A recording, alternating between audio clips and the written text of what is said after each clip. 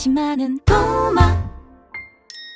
네, 오늘은 이제 이재명 시대에 어디에 투자하는 게 좋을까에 대해서 좀 얘기를 해보려고 합니다. 네, 2025년 6월 4일에 이제 이재명 대통령이 취임을 했습니다. 이제 경제 정책을 좀 살펴보자면, 여기에는 물론 이제 경제 정책만 있는 건 아니지만 10대 공약 안에 경제 정책이 대부분입니다. 대표적으로 PPP 제도를 도입하겠다라고 했는데요. 이건 뭐냐면 퍼블릭이랑 프라이빗이 합친 그 파트너십을 만들겠다. 이게 민관 협동으로 국가의 여러 가지 정책들을 시행해 나가겠다라는 핵심 공약을 밝혔고요. 그 다음에 뭐 이재명 하면 이제 기본소득이라는 게 많이 따라오잖아요. 그래서 기본소득에 대해서도 이야기를 했고, 그리고 뭐 행정수도 완성하는 부분이라던가 아니면 뭐 육아휴직급여를 현실화하는 부분, 뭐 이런 거에 대해서도 좀 얘기를 했습니다. 근데 이제 이런 공약들을 관통하는 어떤 핵심 기조가 있거든요. 그거를 좀 말씀을 드리자면, 이재명 정부의 가장 핵심이 양적 완화, 그러니까 쉽게 얘기해서 돈을 푸는 거라고 생각해요.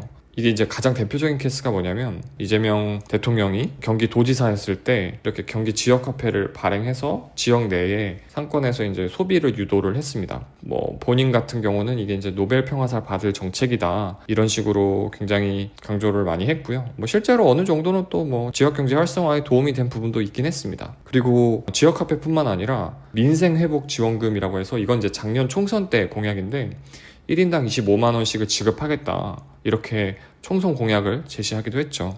물론 이게 실현은 안 됐습니다. 그래서 이제 이재명 정권에 대해서 좀 비판하시는 분들은 이거 너무 막 돈으로 표를 매수하는 거다, 이렇게 또 비판을 하시기도 하셨어요. 뭐 그런 것도 뭐 아예 터무니없는 얘기는 아닌데, 사실 또 미국을 보면 뭐 코로나 때 돈을 엄청 풀었습니다. 진짜 뭐 돈을 거의 뿌렸다고 하더라고요. 왜냐면 지금 당장의 그 소비 위축을 이겨내야 되니까 돈을 엄청나게 뿌렸습니다.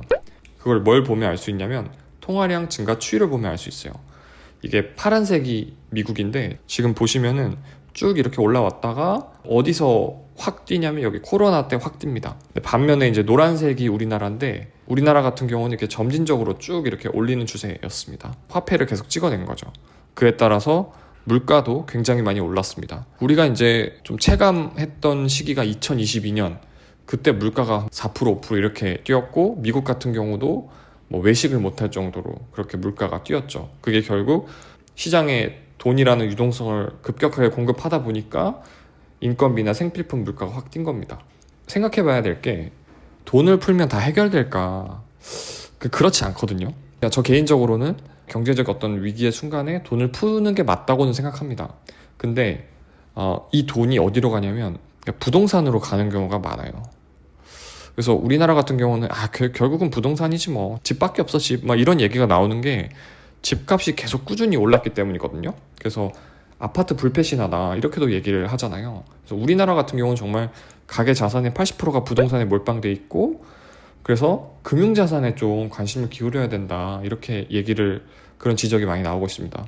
뭐 미국 같은 경우는 오히려 이제 반대죠.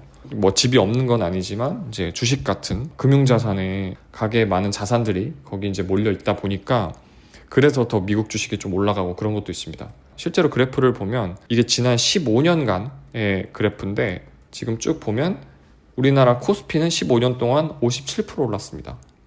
근데 S&P 500은 몇 프로 올랐냐? 441%가 올랐습니다. 거의 뭐 8배, 9배가 올랐죠, 우리나라에 비해서. 뭐 미국 나스닥 같은 경우는 이거보다 훨씬 더 많이 올랐고요. 그래서 그동안 우리나라가 돈을 안 푼 게 아닌데, 이게 이제 주식시장으로 흘러 들어가지 못한 거죠. 오히려 이제 코로나 때 그게 이제 집 사는 데 많이 들어가다 보니까 문재인 정부 들어오면서 부동산이 엄청나게 또 올라갔죠. 그래서 이제 이재명 대통령의 공약이 코스피 5000 시대 열겠다, 이게 이제 좀 핵심이었습니다. 지금 뭐 2000선에서 계속 횡보하고 있는데, 이제는 5000 시대를 열겠다라고 얘기를 했습니다.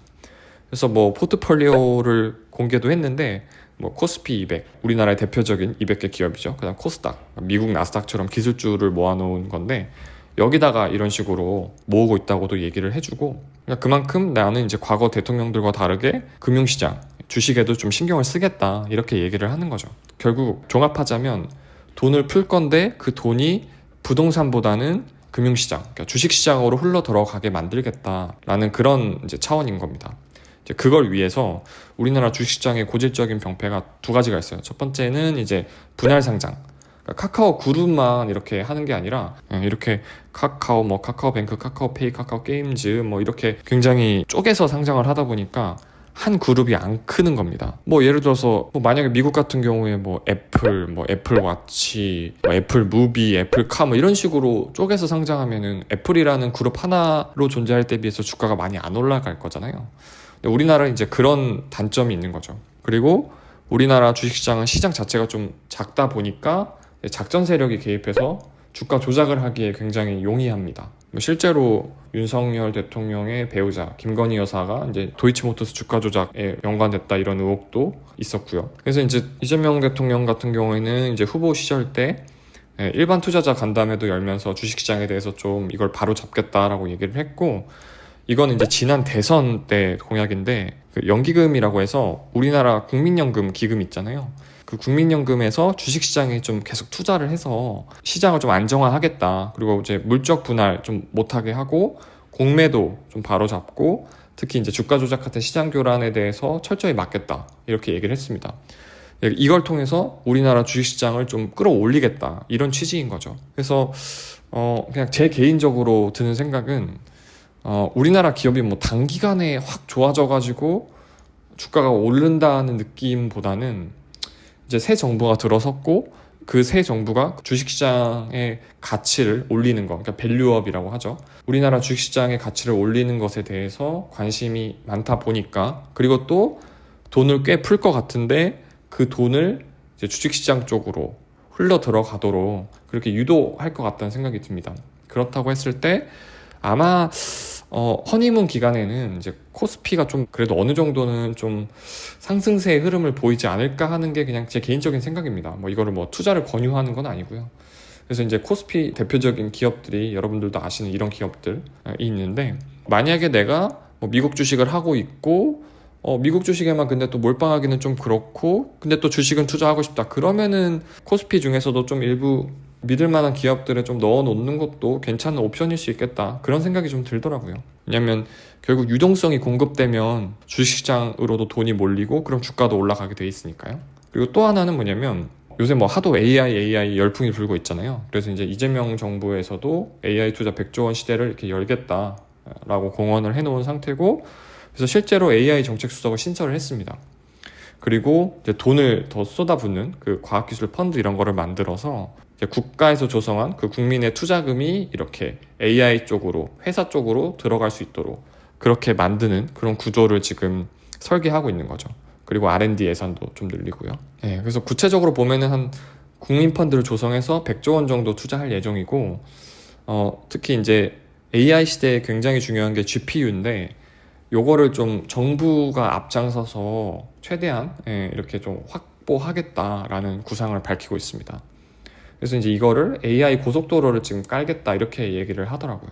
근데 이제 여기에 대해서도 약간 좀 의견이 좀 분분합니다. 중국 같은 경우가 한 몇 달 전에 딥시크를 내놓으면서 그때 이제 엔비디아 같은 미국 빅테크 주가들이 폭락을 했죠. 근데 이제 딥시크는 다시 좀 잠잠해진 상황인데, 이런 식으로 좀 미국과 대등하진 않더라도 그래도 어느 정도 따라가는 그런 이제 AI 기업을 좀 만드는데 앞장서겠다 이런 입장인 겁니다. 그래서 이제 그거를 K 엔비디아를 만들어서 국민과 나누겠다 이런 차원인데, 이제 여기에 대해서도 사실 이게 가능하겠냐, 이건 현실성이 없다 이런 지적도 좀 있고요. 그럼 이제 이렇게 생각하실 수 있을 것 같아요.